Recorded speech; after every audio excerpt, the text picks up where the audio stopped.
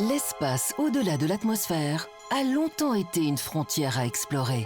Aujourd'hui, c'est un front à défendre, une strate du champ de bataille. Anticiper et planifier les manœuvres, repérer l'ennemi, guider les forces sur le terrain, communiquer, plus une seule opération ne peut se passer de la capacité spatiale.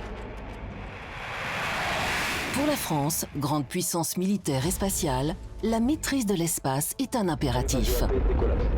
Dès les années 1960, l'Hexagone développe des technologies spatiales militaires avancées. Aujourd'hui, alors que la guerre électronique, le brouillage et la menace de satellites espions s'intensifient, la France redéfinit sa stratégie spatiale pour garantir sa souveraineté. Comment la France a-t-elle bâti son dispositif spatial? Quels sont les enjeux de la lutte pour la suprématie orbitale? Plongeons ensemble dans l'histoire fascinante du spatial militaire français.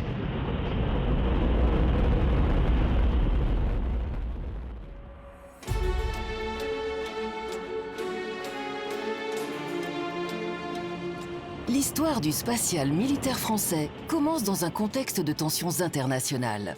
La guerre froide bat son plein et la conquête de l'espace devient un enjeu stratégique entre les États-Unis et l'Union soviétique. La France, désireuse de préserver son indépendance militaire, se lance à son tour dans l'aventure spatiale. À Vernon, dans l'Eure, la direction des études et fabrications d'armement crée le laboratoire de recherche balistique et aérodynamique.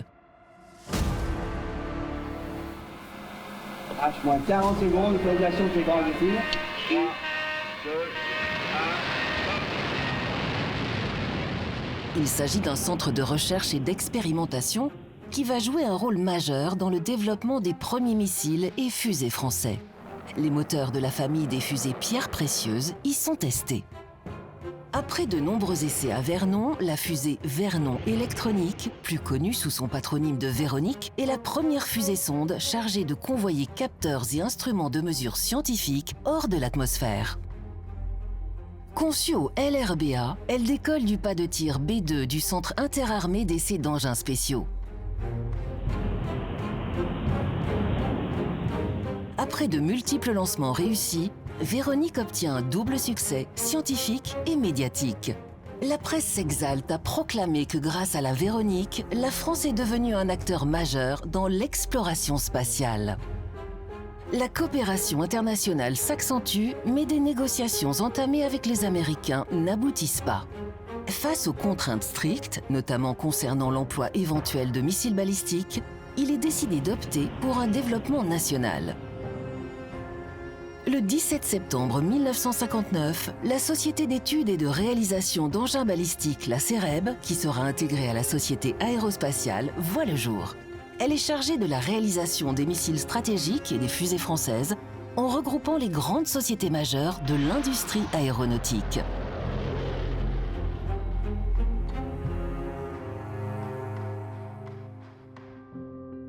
À l'aube des années 60, le président Charles de Gaulle, confiant des avancées dans le domaine balistique et désireux d'une indépendance stratégique, affiche son intention d'un programme spatial ambitieux. Pour faire sentir notre action dans les domaines qui nous sont chers. L'objectif, doter la France d'une capacité d'accès autonome à l'espace et développer des moyens de surveillance et de renseignement. Il crée en 1961 la Délégation ministérielle pour l'armement, DMA, qui deviendra la DGA, Délégation générale pour l'armement, en 1977, et crée le CNES, le Centre national d'études spatiales. Sa première mission est de placer la France dans le club des puissances spatiales aux côtés de l'URSS et des États-Unis. Dès lors, les expériences et la mise en place des jalons vers l'espace se multiplient.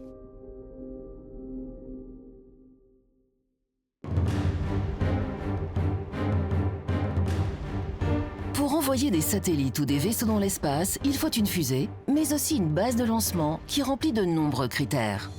La base idéale serait sur l'équateur pour profiter au maximum de l'effet de fronde qui augmente naturellement la vitesse d'un objet et permet d'économiser du carburant au décollage. En France, ce lieu existe, c'est la Guyane.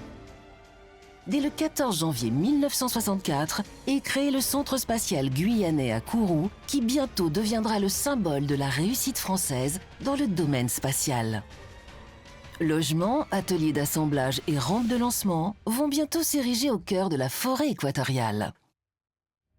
Le 26 novembre à 15h47 21 secondes heure de Paris, la fusée Diamant A place en orbite Astérix, le premier satellite français.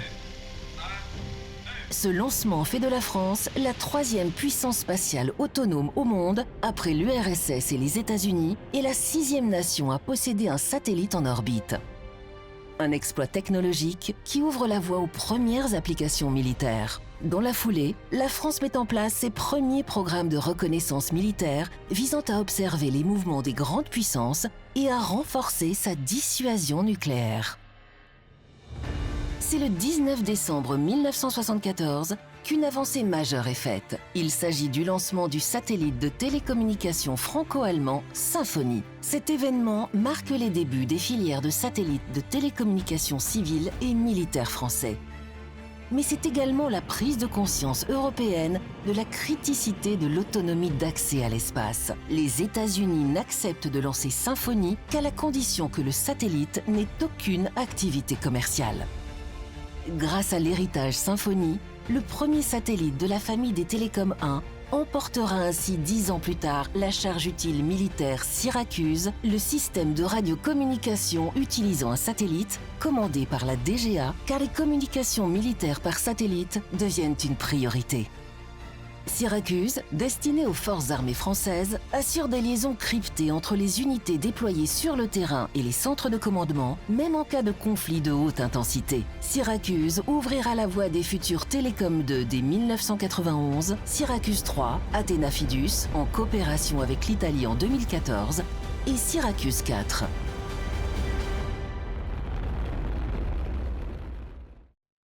Mais bien avant cela, en 1978, la DGA lance le programme SAMRO, satellite militaire de reconnaissance optique. Le projet est abandonné, mais ses acquis technologiques et industriels seront essentiels à la réalisation des lignées de satellites à utilisation civile et militaire, appelées satellites duo. Les satellites SPOT, système pour l'observation de la Terre, et Pléiades vont observer, photographier et cartographier la Terre avec précision.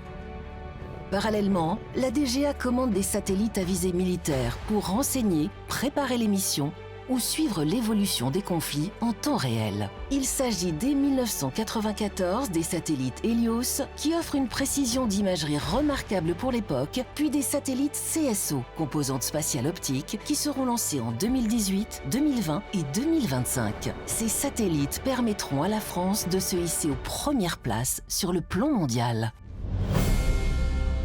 Retour en 1979. Dans un souci d'accroître encore leur autonomie, la France et l'Europe vont devoir investir et développer leurs propres lanceurs dans un cadre civil, celui de l'Agence spatiale européenne. C'est la famille des lanceurs Ariane. Le premier lancement du lanceur européen Ariane s'effectue le 24 décembre 1979. Le premier chapitre d'une série à succès vient de s'écrire. Cependant, bien que la France puisse envoyer des satellites en orbite, elle ne possède pas encore les moyens techniques des États-Unis et de l'URSS pour emmener un astronaute dans l'espace. Il faut miser sur la coopération internationale. C'est ainsi que Jean-Loup Chrétien, pilote de chasse de l'armée de l'air, devient le premier Français dans l'espace le 25 juin 1982. La mission Soyouz T6 décolle alors depuis Baïkonour en direction de la station spatiale soviétique Salyut 7. Le symbole est fort. C'est le premier astronaute francophone et issu du bloc de l'Ouest à monter à bord de ces engins soviétiques. Il est enfin le premier non-russe et non-américain à effectuer une sortie extravéhiculaire lors d'un second vol en 1988. Au milieu des années 90, le lancement du satellite Cerise, commandé par la DGA, ouvre la filière des capacités françaises en écoute militaire depuis l'espace. Leur mission ? Capter et analyser les signaux radio et télécommunications ennemis, une avancée majeure dans l'art du renseignement militaire. Il sera suivi par celui de Clémentine, 1999, Essaim 2004, ELISA, Electronic Intelligence by Satellite en 2011 et CERES, Capacité de renseignement électromagnétique spatial en 2021. Avec ces nouveaux outils, la France s'affirme comme une puissance spatiale capable d'agir en toute autonomie, d'autant plus que des bouleversements s'annoncent. L'entrée dans le XXIe siècle bouleverse l'équilibre stratégique mondial. Les avancées technologiques ouvrent la voie à de nouvelles menaces, cyberattaques, brouillage électromagnétique, destruction de satellites ennemis. Désormais, l'espace n'est plus seulement un lieu d'observation, mais un véritable théâtre d'opération. Parallèlement, l'espace se popularise et n'est plus la seule affaire des États et des industriels historiques. Ainsi, de nouveaux acteurs privés, entreprises multinationales ou start-up investissent le secteur.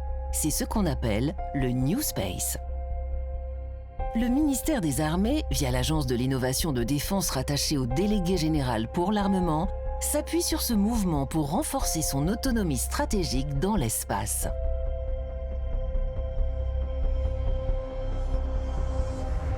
Aux menaces s'ajoutent des risques, saturation des orbites, collision entre satellites ou dispersion de débris. Déjà en 1996, la collision du satellite Cerise avec un débris spatial avait conduit à la prise de conscience de la nécessité de créer un programme de veille de l'espace, le Space Situational Awareness, en particulier sur les risques pour les infrastructures tant orbitales que terrestres, astéroïdes, comètes ou débris spatiaux. Une de ses composantes, c'est le système GRAVE, développé par l'ONERA et mis en place dès 2005 sous le contrôle du commandement de la défense aérienne et des opérations aériennes. GRAVE pour Grand Réseau Adapté à la Veille Spatiale. Il est capable de détecter grâce à un radar particulier les satellites orbitant au-dessus de la France métropolitaine et situés à une altitude inférieure à 1000 km. Attention pour le décompte final. 5, 4, 3, 2, 1, allumage Vulcain. Progressivement, la France prend conscience qu'un cadrage est nécessaire dans la course à l'espace et que des règles doivent être suivies. La loi sur les opérations spatiales est votée en 2008. Puis, c'est l'élaboration de la stratégie spatiale de défense de 2019, basée sur une analyse renouvelée de l'environnement stratégique spatial, de ses risques et de ses menaces. Celle-ci oriente vers une nouvelle doctrine pour les opérations spatiales militaires, une nouvelle ambition capacitaire et de nouvelles coopérations spatiales militaires pour élaborer une défense active. La nouvelle doctrine spatiale militaire qui m'a été proposée par la ministre et que j'ai approuvée permettra d'assurer notre défense de l'espace et par l'espace. Pour incarner cette doctrine, un outil militaire est créé, le commandement de l'espace.